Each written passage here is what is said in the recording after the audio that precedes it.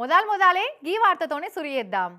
నమస్తే పోసాని సారు. ఇవాళ మా ఇస్మార్ట్ వార్తల ఫస్ట్ నీ వార్తే చూపెడుతున్నాం. ఏంది ఏమో మా విలేకరులందరినీ పిలిచి అస్త్ర సన్యాసం తీసుకుంటా అంటున్నావట, ఏం సంగతి? నీ సగబెట్టుడు సల్లగుండ దబ్బున మొదలుపెట్టు సారు. ఏ రాజకీయాల గురించి నేను మాట్లాడను. ఏ ఒక్క రాజకీయాల గురించి కూడా మాట్లాడను. అగో ఇదేంది ఇది?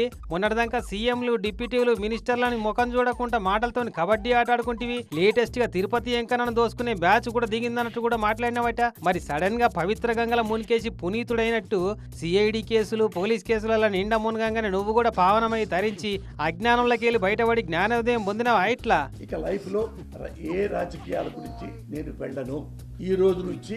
ఎందుకంటే రాజకీయాలు అనేవి నా నోటు ఇక ఫరక్ తలుచుకోలేదు. అంటే పోసాని సారు భయపడే రాజకీయాలు మాట్లాడు బంద్ చేస్తున్నట్టా సార్? ఇప్పుడు మర్డర్ చేశా, వెంబటే పార్టీలోకి వెళ్ళా, కేసులు ఉండవా? ఇద్దరు కిడ్నాప్ చేసి 10 లక్షలు కాజేశా, కేసు పడింది. టక్కన బీజేపీలోకి వెళ్ళిపోయా, మోడీ జై అని. అంటే కేసులు ఉండవా? అంటే అంత అసమర్థత ఈ భారతదేశ రాజకీయం. అంటే మీరేం తప్పు చేయలేదంటారా సార్? నేను ఏ తప్పు చేయలే. ఇన్ కేస్ చేసి ఉంటే నేను జైలుకి వెళ్తాను సిద్ధం. మరి ఏ తప్పు చేయలేదంటున్నావు? నీ మీద సిఐడి కేసులేంది, పోలీస్ కేసులేంది? అయితే నాకెందుకు కోపం వస్తుంది?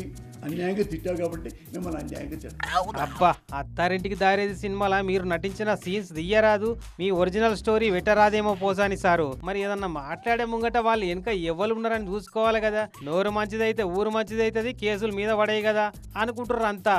కానీ అట్లా కాదట్నుల్లా, పాపం ఫ్యామిలీ కోసం పిల్లల కోసమే ఈ త్యాగం చేస్తున్నాడట. ఇక్కడ నుంచి నేను చచ్చిపోయేదాకా నా కుటుంబం కోసమే నేను పాటుపడాలనుకుంటున్నా, నా బిడ్డల కోసం, నా భార్య కోసం.